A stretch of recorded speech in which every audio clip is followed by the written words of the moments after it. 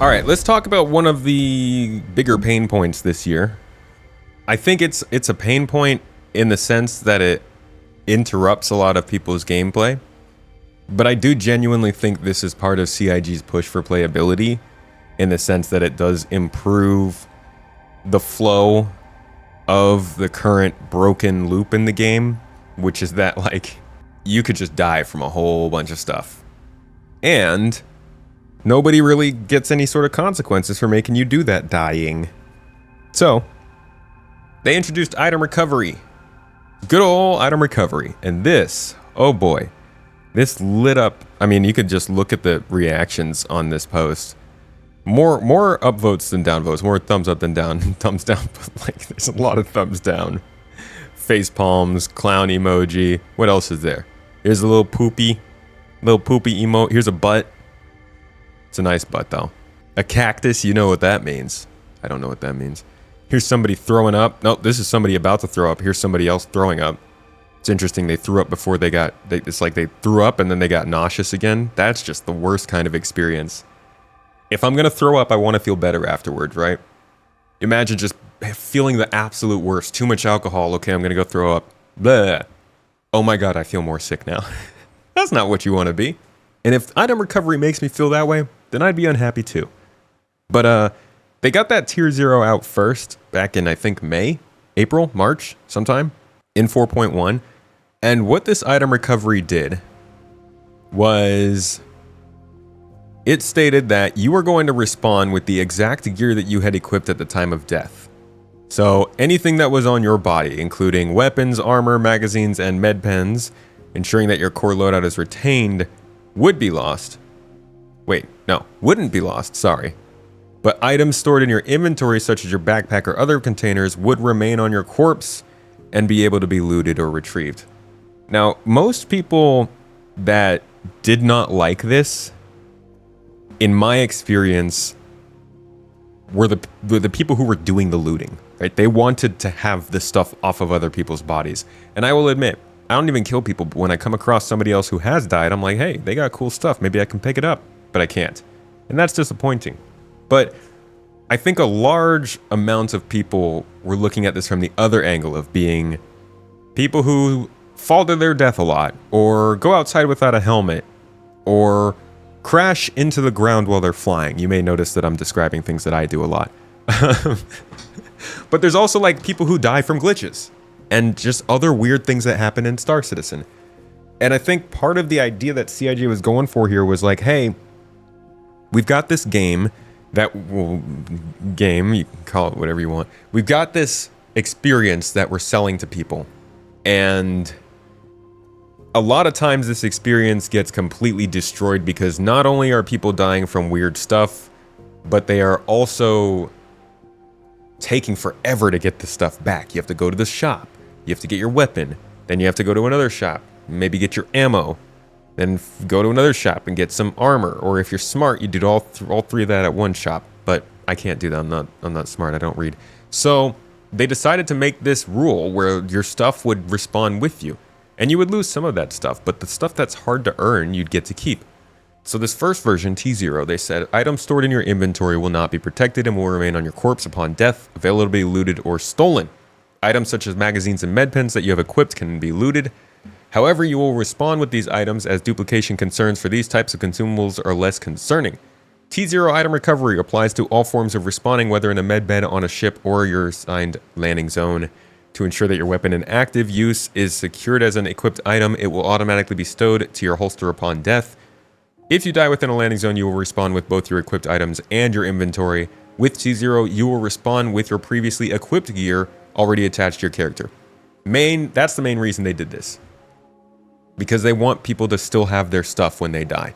Now, obviously, that creates a problem for duplicating, and that's why they've made it so that stuff can't be looted.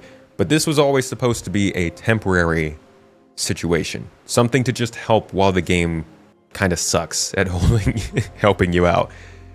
But if you look at the recent monthly reports, first in May, they gave us this little statement of non-statement.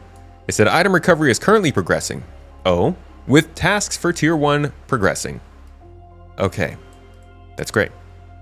You skipped June because there wasn't really any news there. But if you go to July, just recently, we just got this last week, you see another update on this. I swear it was in here somewhere. Hold on. Recovery. There it is. They mentioned progress on item recovery tier 1 continued, including various setup and debug tool tasks. Now, I'm not a dev. I'm not a doctor. I don't know how debugging might indicate the progress that they're making, but clearly they're being really cagey on just how far along it's going. To say that it continued tells me that it's probably still multiple months away. And most people, myself included, were hoping this would be like a 5 to 6 month, maybe by the end of the year stopgap. And I'm still hopeful that tier 1 comes in before the end of the year because it does change this up quite drastically. Go back to tier 1 of item recovery. All of this is subject to change as they figured out more of the details, but as of this announcement, what they were saying was that tier 1 would be focused on introducing the ability to register your gear and ships at kiosks or ASOP terminals. The first point of this is the personal loadout, saying that players can register their equipped items which can be reclaimed for a fee at specific kiosks or freight elevators. This is a money sink. This is an important part of the economy, so they've got to get this right, because this also kind of factors into the ownership system, which is a big Star Citizen 1.0 feature. It's around here somewhere. Ownership. I think it's paired up with the slaves to the deliverable. Ownership, implementing a robust ownership system for items, vehicles, and more, including the ability to transfer ownership both legally and illegally. Guess what this would be? Illegally. So the next part of it saying that you could brick items. Once an item is looted, it remains usable until the original owner reclaims it or marks it as stolen. That would obviously require some kind of ownership system. At that point, a dead man switch is activated, meaning it will cease to function after a specific period of time. Let's go back to their Star Citizen 1.0 discussion, where Rich Tyler kind of lays this out in terms of spaceships, giving people a little bit of a clearer idea of how this might work when it comes to stealing a ship. Okay, so first up, let's discuss ownership. All ships and high-value items that you own will automatically be assigned to you. This means if someone steals your ship, you can mark it as stolen, either via an insurance claim or in your Mobi. This will then trigger a dead man switch on the stolen ship, meaning it will cease to function after a period of time. But what options does this leave as a pirate? Well, you can still salvage it. You can tow it back to your fabrication hangar to dismantle it. Maybe I'm not a pirate. What if I'm just a scavenger? Right? Resources. Or if you have a high enough rep with the council, our criminal guild, you can get the dead man switch disabled and pay for a new title deed to become its new owner. So there are some opportunities that this kind of a system allows for, but the most important thing that is happening here is basically they're allowing things to be looted again. It's just that now they could be marked stolen. I would be interested in knowing how often NPCs will pick stuff up off their bodies, because we know that NPCs will pick stuff up off other NPCs. Will they pick that stuff up off us too? I kind of doubt it, but it'd be interesting. Another thing they mentioned here is that ships and interiors, along with their loadouts, decorations, and locker contents, can also be registered, very similarly to the items and stuff that we're registering on our bodies. They can then be reclaimed in the state they were previously registered at ASOP terminals for a price. There's that fee, that money sink again. So again, this is an important part of not just looting and item ownership and persistence and risk, it's also part of the economy. They go on to say, while a looted and or stolen bricked item is no longer usable, you can still sell them for credits. So even if somebody does mark something as stolen, you're going to have to find a specific vendor, or maybe you find a, like the, what is it called? The council guild, the opposite of the mercenary guild. You have a good reputation with them. You have access to their shops. You can sell stuff that is marked as stolen and they won't care. Pledge items are auto-registered and will never lose their registration status. So that indicates that if you do get something in-game, whether from something like Wicklow, or buying it from a shop, or finding it on the ground, looting it from a dungeon that you've gone to. If you do not register it, it won't be auto-registered and you can lose it. Ships, items, armors, weapons, that's what a lot of people are scared for.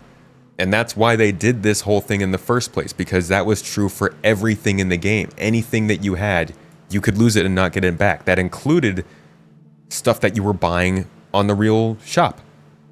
So you would literally go and spend cash on something, and then you drop it in game, and you just you might not see it again until they did a reset and they did a wipe, or you, at least before, did a character reset. So that was a big reason why they wanted to take away that whole risk. And now with Tier 1, they want to bring it back in with the caveat that you actually have to, actively register that stuff and make sure it's protected. They finish this all up by saying, with Tier 1, you will no longer respawn with your preserved gear already equipped. You will need to visit a location such as your freight elevator to reclaim your registered items. We are developing a quality of life feature to allow you to re-equip your previous full loadout with one auto-equip button at this location. That was kind of a big part of the whole lockers thing, ship lockers, suit lockers, the idea that you could put all your stuff down in an inventory on your ship or something and then press one button and you would equip it all together. This was a pushback against the complaint that it takes so long to get all of your stuff together, to get everything equipped. If they give you a one button option, that's a lot better, but it does indicate that all of this will still take some form of physical presence and work from you and conscious decision to protect yourself and your stuff. I think this is a phenomenal system, but this is only part way through. This is just Tier 1, and we're just talking about this because Tier 1's the next step, and clearly it's being worked on actively. But Tier 2 would introduce a way to restore previously bricked items for a price. This is something that's a little bit more interesting to the people who are actually focused on stealing stuff. And it says, looting and bricked items. Once an item is looted, you will have the option to sell it, dismantle it for crafting items, or restore it with the potential cost of crafting materials and credits to make it your own. So, not exactly a free get the thing back once you lose it kind of button. This system creates a viable path for piracy, allowing you to claim another player's belongings if you take the necessary steps to legitimize ownership.